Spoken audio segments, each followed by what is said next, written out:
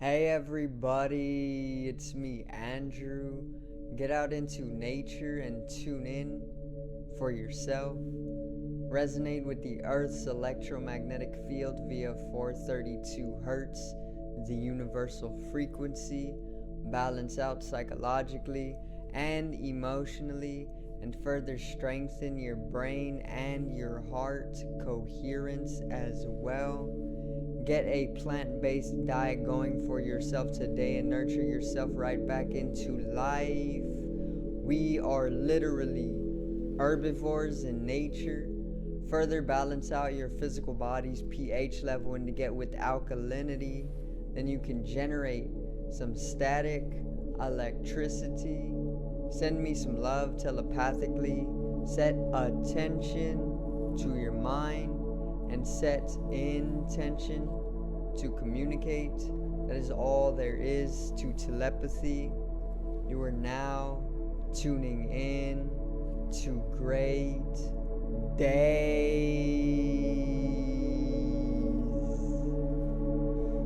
Now today I'm going to continue on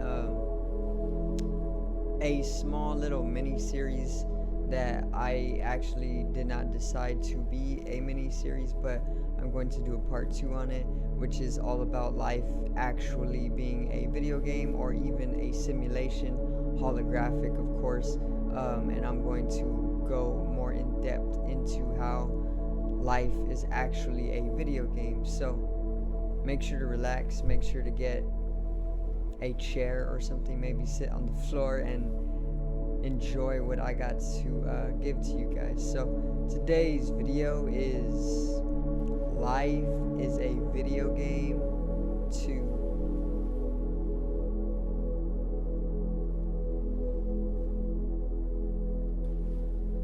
Now,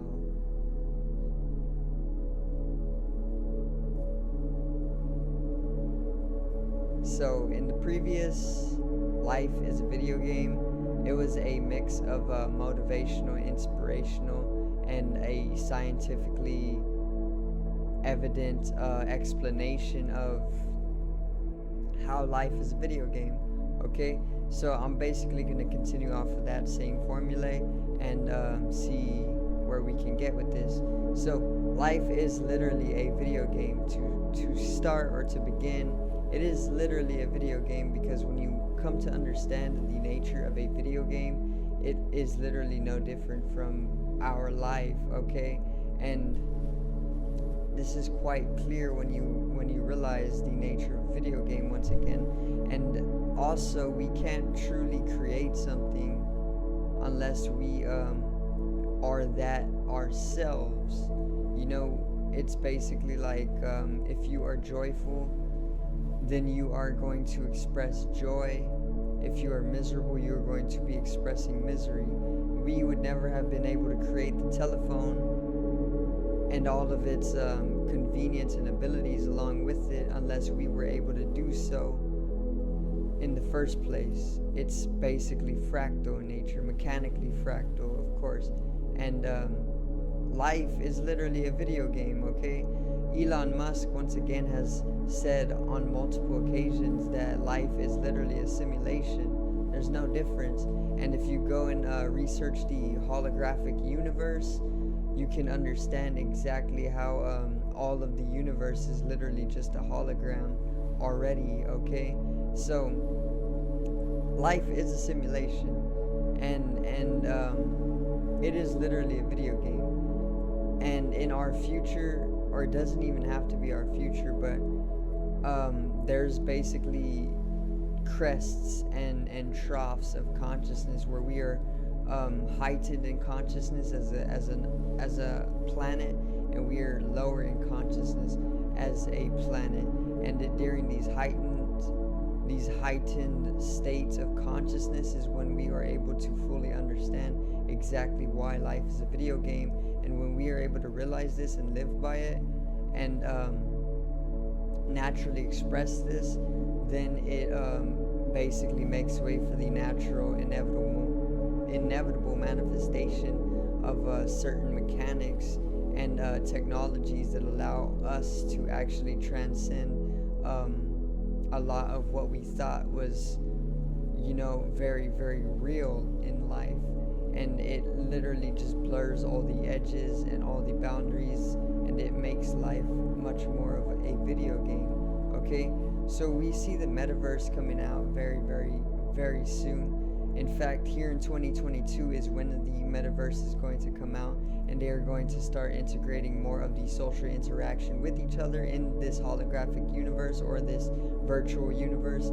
And along with these social interacting platforms, there's going to come video games, virtual reality video games.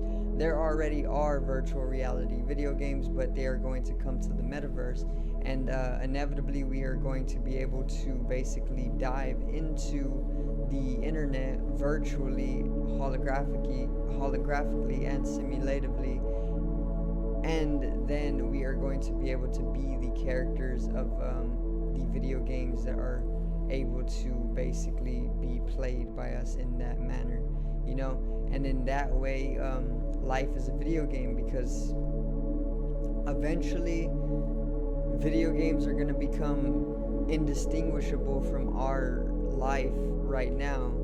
And that is also one way to explain exactly why life is already a video game. It's literally just an MMO, open world RPG. Okay, it's literally like the biggest server for an open world video game that was developed by probably higher beings, like the Anunnaki or something. And then they put humanity in on these servers. If we still want to call ourselves by the name humanity or human, okay, because we are far much more than human, and that is another topic for a whole nother day. But either way, once video games become more and more complex and more real, and we start diving into the video games fully in depth as the main character, then it's gonna become indistinguishable from our real life.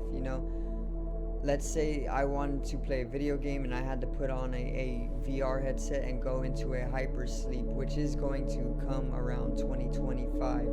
Okay, you are gonna be able to put on these motorcycle looking helmets, and then you are going to be put in a hypersleep, and then you are going to basically be able to fully dive into a simulative reality or a virtual reality video game.